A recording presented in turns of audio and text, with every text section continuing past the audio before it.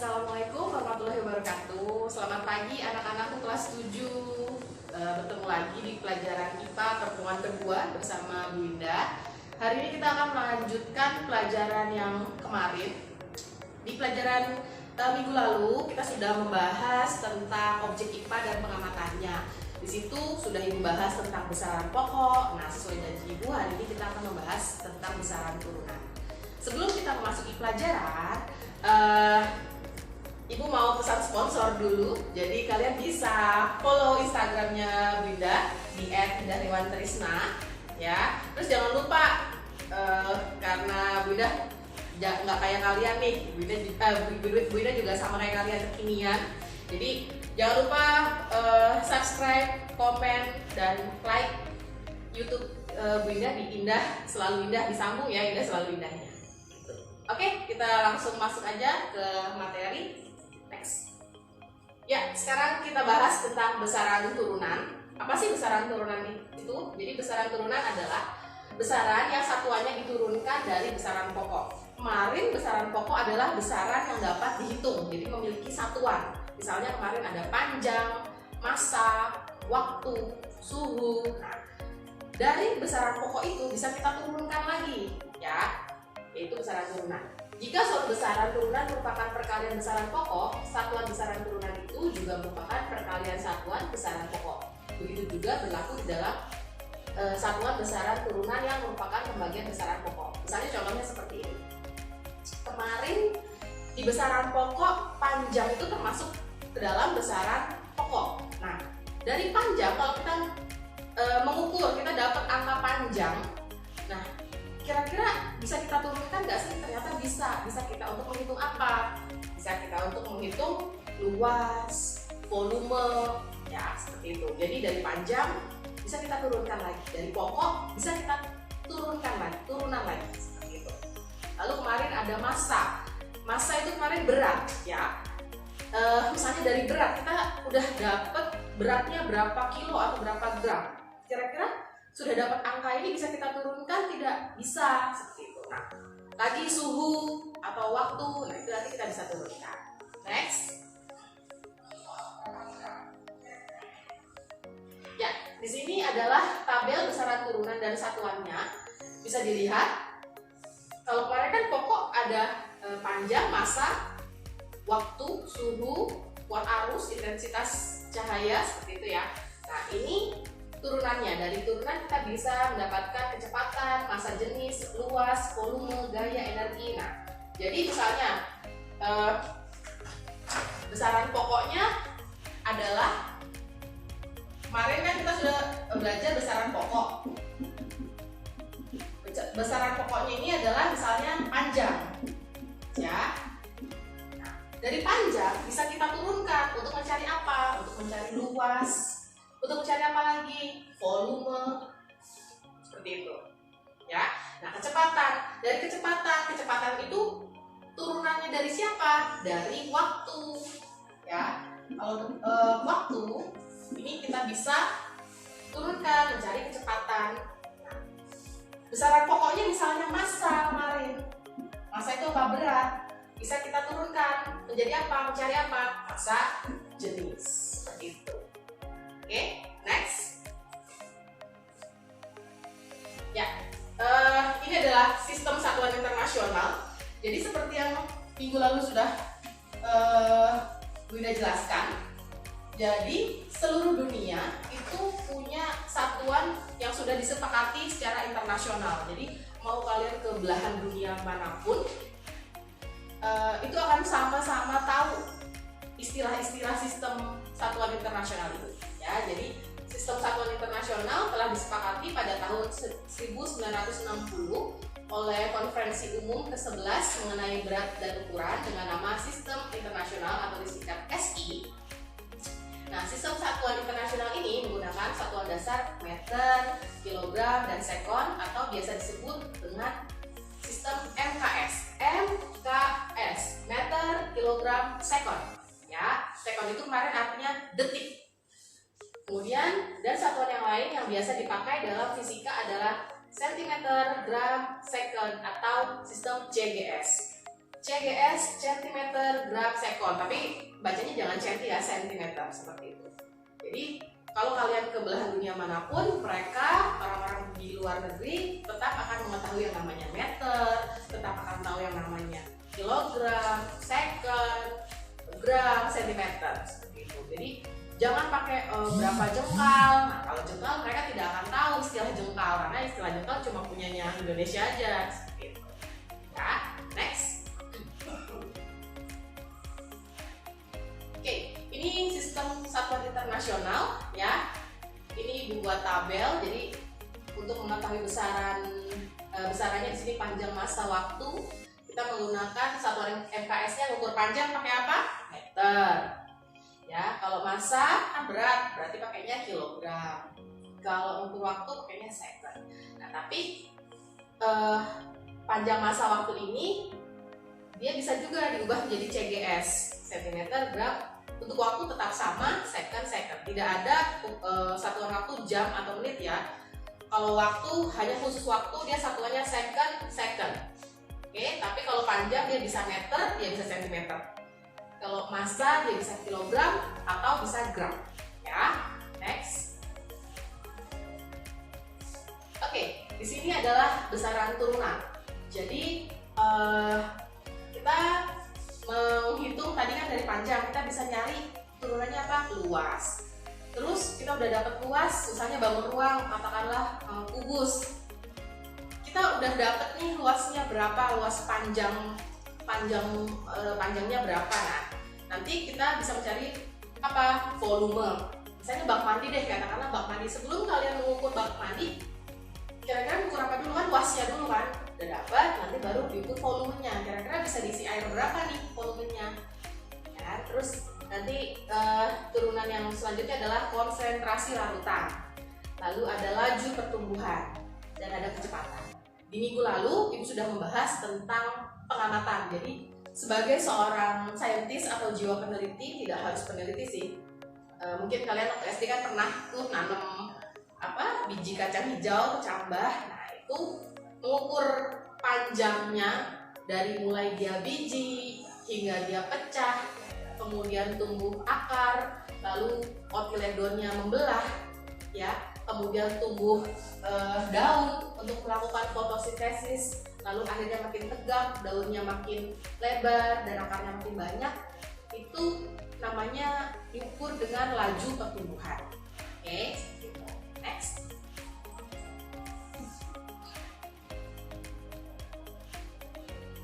Oke, ini adalah konsentrasi larutan. Jadi tadi konsentrasi larutan masuk ke dalam besaran turunan. Ya, rumusnya adalah konsentrasi larutan sama dengan massa zat terlarut dibagi volume pelarut. Contoh soal seperti ini. Adit membuat larutan gula dengan mencampur 5 gram gula ke dalam 250 ml air. Nah, air ini sebagai pelarut, ya. Tentukan konsentrasi larutan gula tersebut. Kamu bayangin kamu punya gula sama air putih 250 ml air, lalu kamu campur, kamu aduk. Nah, itu kira-kira konsentrasi larutannya gimana? Cara menulis seperti itu. Masukkan rumus ya, konsentrasi larutan adalah 5 gram gula dibagi 250 pelarut atau air sama dengan 0,02, satuannya apa? Gram. Karena dia apa? Berat.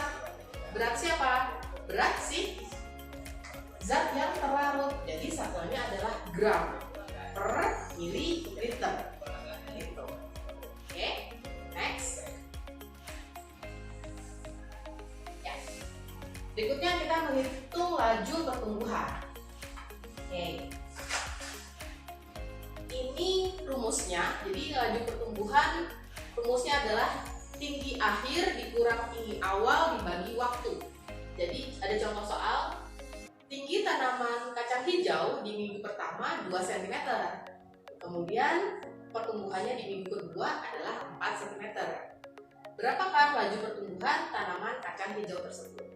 Berarti tadinya di minggu pertama kan dia 2 cm. Karena kalian sering nyiramin tuh, sering disiram, lama-lama apa?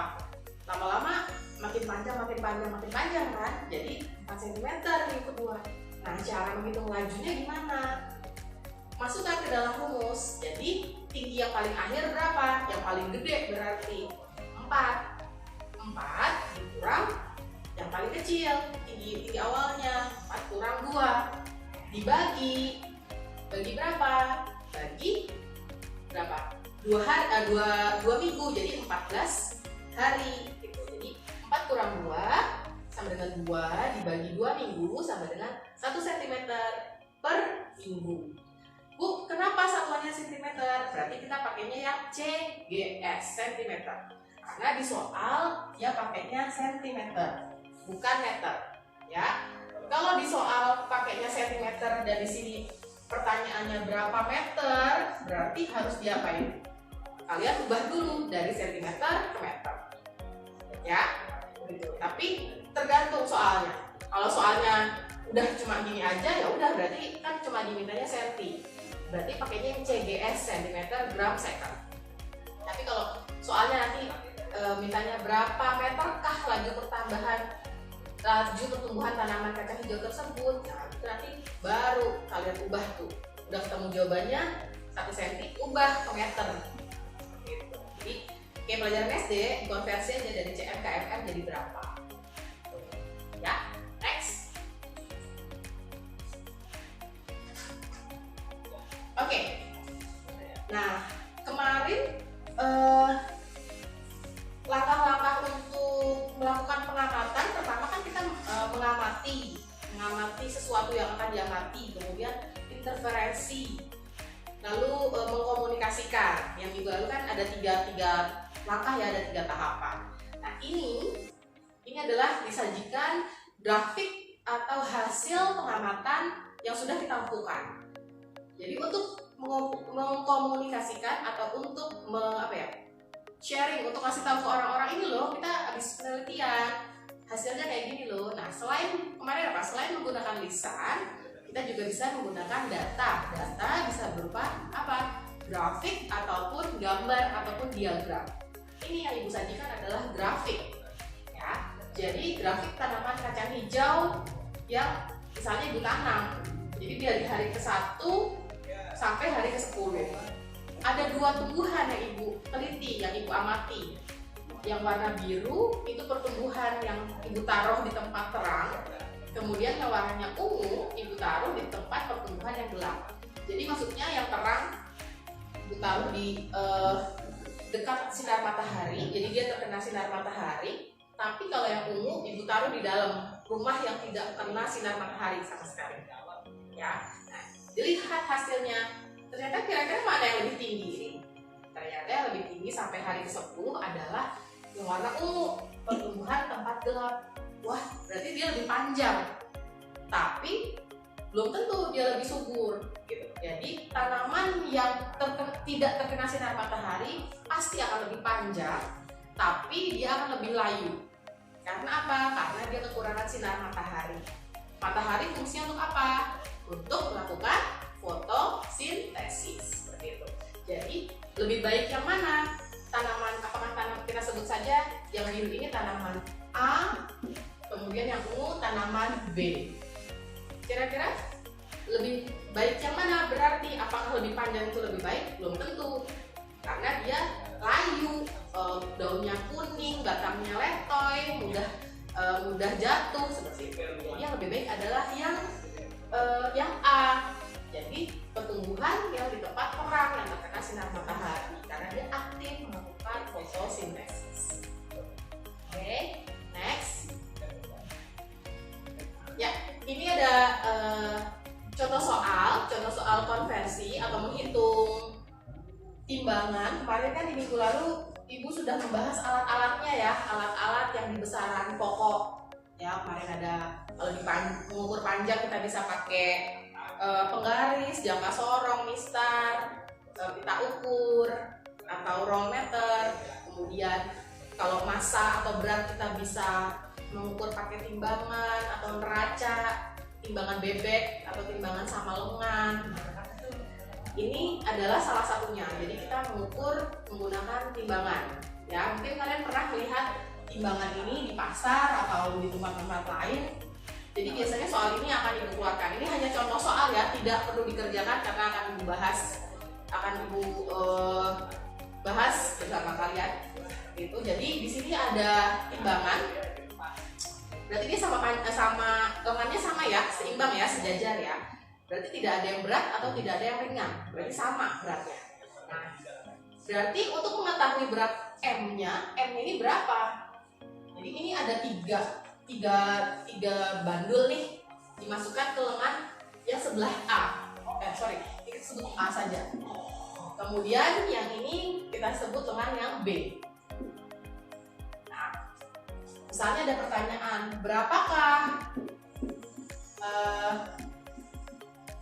berapa gram kah si B-nya ini, si berat M ini, berapa gram si M ini? Nah, caranya apa? Kita harus menghitung yang lengan di sisi A dulu. Gitu. Caranya gimana? Gampang. Ini ada berapa? 100, ya kan? Jadi diketahui ada 100 gram beratnya, massa 1. Terus yang massa kedua adalah 50 gram. Kemudian yang beban ketiga ada 10 gram. Berarti totalnya adalah 160 gram. Nah, berarti berapa berat M-nya? Ya sudah, berarti beratnya adalah 160 gram. Seperti itu. Ya. Kalau soalnya mintanya ke gram, tapi kalau soalnya minta kilogram, berarti harus kalian ubah naik ke kilogram. Harus kalian bagi jadi kilogram. Jadi nanti mengerjakan soalnya, mengerjakan latihannya sesuai perintah soal. Jangan ya udah hitung aja padanya, tapi nggak ngeliat ternyata dia nyuruh ke gram atau ke hektogram atau ke dekagram atau ke desigram. Nah, nanti harus dilihat dulu soalnya, seperti itu ya. Nah, ini soal-soal seperti ini biasanya nanti akan Bu Indah keluarkan di ulangan ya. Paling tidak kalian harus tahu cara penyelesaian bila menemukan tipe soal seperti ini. Oke, selanjutnya next. Nah, ini kita menghitung massa jenis berat ya. Misalnya ini ada tabung reaksi ya. Tabung ini sudah Ibu ukur, misalnya ditandai ini segini 50 mili, 100, 150, 200. Nah, kemudian tabung ini Ibu isi air apa aja lah, air putih misalnya 150 mili ya. Kemudian masih di tabung yang sama Ibu cemplungin batu, masuk ke sini. Ini masih tabung yang sama ya. Nah, setelah itu gimana? Setelah itu berarti airnya naik dong karena ketambahan batu, habis dimasukin batu. Ini masih tabung yang sama, naik menjadi 200 ml. Nah, caranya bagaimana menghitung massa jenis batunya? Bagaimana caranya? Caranya gampang, seperti laju pertumbuhan tadi. Angka yang paling besar dikurang angka yang paling kecil. Berarti angka yang besar yang mana? Kan pertama 150 ya. Diketahui dulu deh. Diketahui yang pertama, massa yang pertama M1 katakanlah 150 mili ya. Kemudian massa yang kedua diketahui jadi 200 mili. Oke. Nah, terus yang ditanyanya apa? Massa jenis. Nah, ditanya massa jenis. Berarti cara menjawabnya adalah berarti M yang besar 200 dikurang M yang kecil 150, berarti M2 dikurang M1 ya. Masukkan ke dalam rumus, M2 nya berapa? 200 dikurang 150 sama dengan 50. Apa satuannya? Mili. Bu, kalau misalnya soalnya berapa literkah massa jenis batu air tersebut? Berarti gimana? Ya sudah, dirubah aja dari 50 ml kita rubah ke dalam satuan liter seperti itu. Jadi lagi-lagi tergantung soal yang kita temui gitu, ya. Nanti tugas hari ini, nanti siang Ibu akan share linknya untuk mengerjakan soal, ya. Nanti Ibu akan share, jadi nanti ada beberapa soal di situ kalian kerjakan. Tipe-tipe soalnya akan sama seperti ini, jadi Ibu harap kalian bisa paham, nggak jauh-jauh sih, dan nggak ngerubah satuan banyak seperti itu. Jadi nanti akan Ibu share ya, nanti siang akan Ibu share. Pertama, Ibu share absen harian hari ini pelajaran IPA, ya. Kemudian yang kedua, nanti Ibu akan share link untuk mengerjakan tugas, ya. Ibu harap mengerjakan semua nih dan tidak ada alasan, Bu, saya nggak ngerjain ya, soalnya saya lagi pergi, saya lagi ke rumah teman atau rumah siapa. Nah, ini kan masih jam belajar, jadi Ibu harap tetap bisa ngerjain dimanapun kalian berada, pegang HP seperti itu, ya. Gitu. Next. Oke, Ibu rasa cukup sekian materi dari Ibu tentang besaran turunan, ya. Materi bab 1 selesai, jadi simple, hanya besaran pokok dan besaran turunan saja. Insya Allah